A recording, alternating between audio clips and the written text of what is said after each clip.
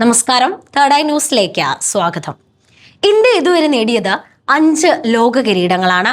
1983, 2011 വർഷങ്ങളിൽ ഏകദിന ക്രിക്കറ്റിലെ ലോകകപ്പ്, 2007, 2024, 26 വർഷങ്ങളിൽ T20 ലോകകപ്പ്.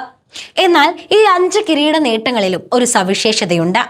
അതെ, 5 കിരീട നേട്ടങ്ങളിലും ഒരു മലയാളിയും പങ്കാളിയായിരുന്നു.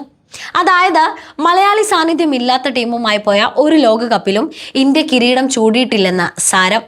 മുമ്പ് മലയാളികൾ മാത്രം പറഞ്ഞിരുന്നതാണ് ഇക്കാര്യമെങ്കിൽ ഇപ്പോൾ അത് രാജ്യത്തെ വിവിധ സംസ്ഥാനങ്ങളിൽ നിന്നുള്ള ക്രിക്കറ്റ് താരങ്ങൾ പോലും ഏറ്റുപറയുകയാണ്.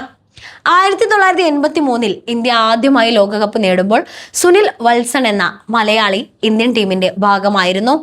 തമിഴ്നാട്, റെയിൽവേസ്, ഡൽഹി എന്നിവർക്കായി രഞ്ജി ട്രോഫിയിൽ കളിച്ചിട്ടുള്ള അദ്ദേഹം പക്ഷേ ലോകകപ്പിൽ ഒരു മത്സരത്തിൽ പോലും കളിച്ചിരുന്നില്ല. 2007 T20, 2011 ഏകദിനം ലോകകപ്പുകൾ നേടിയ ഇന്ത്യൻ ടീമിൽ എറണാകുളം സ്വദേശിയായ S. ശ്രീശാന്ത് ആയിരുന്നു മലയാളി സാന്നിധ്യം. 2007 പാക് താരം മിസ്ബാ ഹക്കിന്റെ ക്യാച്ച് എടുത്ത ശ്രീശാന്തിന്റെ കൈകളിലൂടെയായിരുന്നു അവസാന വിക്കറ്റ്. 2011 ശ്രീശാന്ത് ടീമിന്റെ ഭാഗമായിരുന്നു. 2024, 26 T20 ലോകകപ്പുകളിൽ തിരുവനന്തപുരം സ്വദേശി സഞ്ജു വിശ്വനാഥ് സാംസൺ ആയിരുന്നു ടീമിലെ മലയാളി സാന്നിധ്യം. ഇത്തവണ മലയാളി താരമാണ് പ്ലെയർ ഓഫ് ദി ടൂർണമെന്റിലെ താരം എന്നതാണ് ഏറ്റവും അഭിമാനം പകരുന്ന കാര്യം.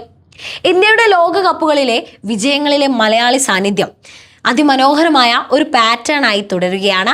1983 മുതൽ 2026 വരെയുള്ള 5 ലോക കിരീടങ്ങളിലും മലയാളി താരങ്ങൾ ഉണ്ടായിരുന്നത് നമ്മൾ ഓരോ മലയാളിക്കും അഭിമാനകരമായ കാര്യം തന്നെയാണ്.